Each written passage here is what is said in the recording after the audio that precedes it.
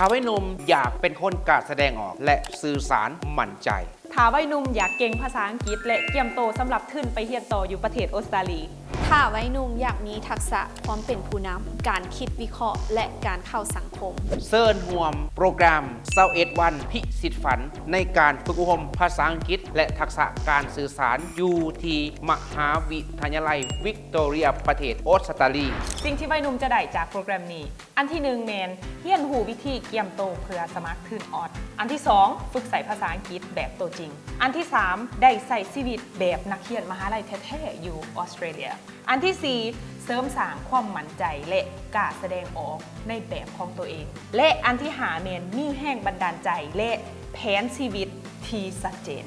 ซึ่งภายในกิจกรรมใน21วันนี้เราจะเปลี่ยนนิสัยของวัยหนุ่มผ่านกระบวนการกิจกรรมดังต่อไปนี้กิจกรรมของเฮาแมนมีเรียนภาษาอังกฤษอยู่มหาลัยวิกตอเรียและมีการปฏิบัติตัวจริงเนาะซึ่งว่าผ่านการฝึกทักษะกับอาจารย์ทองดีเราจะมีหลากหลายกิจกรรมบ่ว่าจะเป็นการเว้าการกล้าแสดงออกการเฮ็ดเวียกเป็นกลุ่มและดิดเกมร่วมกันและนอกจากนั้นเขาก็ยังมีการเกี่ยมโตสมัครทุนสำหรับทุนออสเตรเลียโดยอาลัมไนเนาะศิษย์เก่าของทุนออสเตรเลียทั้ง2คนเขาเลยแก้วและนกไปนำกันอีกอันนึงเนาะก็คือปฏิบัติตัวจริงเขาบ่ได้แม่นแต่อยู่โรงเรียนเขามีกิจกรรมนอกโรงเรียนเนาะนอกโรงเรียนก็คือว่าเขาจะมีการเยี่ยมยามสถานที่สำคัญต่างๆเฮ็ดกิจกรรมกับคือคนออสที่ว่าเฮ็ดทั่วไปแท้ๆว่าจะไปสวนสนุกเนาะสวนสัตว์ต่างๆไปเฮียนลิ่นสเก็ตน้ำแข็งเนาะอันนี้ก็ยังบ่เป็นเทื่อ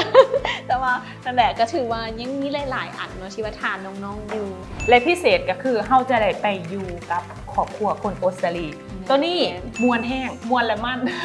และก็ต้องเป็นเจ้าตัวเองเนาะรู้จักแบบกำหนดการตื่นนอนการไปโรงเรียนและบ่ต้องห่วงเนาะทั้งหมดแม่นเฮาจะสอนให้ก่อนไปหอดเฮาจะสอนให้ก่อนว่าสิขึ้นรถจังได๋สิมาหอดโรงเรียนจังได๋มีการบริหารเวลาตัวเองจังได๋เนาะเพื่อว่าให้ฝึกให้มันได้แท้ๆแบบเข้มข้น 100% แต่เฮาก็แน่นอนบ่ลืมความม่วนความมันที่ว่าเฮาจะเสิร์ฟให้ทุกคนพิเศษในโปรแกรมนี้พวกเราได้รับการสนับสนุนขึ้นบางจำนวนจากมหาวิทยาลัยวิกตอเรียเฮ็ดให้ค่าใช้จ่ายลดลงฉะนั้นเฮาหักจำนวนจำกัดผู้ใดลงทะเบียนก่อนได้สิทธิพิเศษก่อนการเดินทางแม่นเริ่มวันที่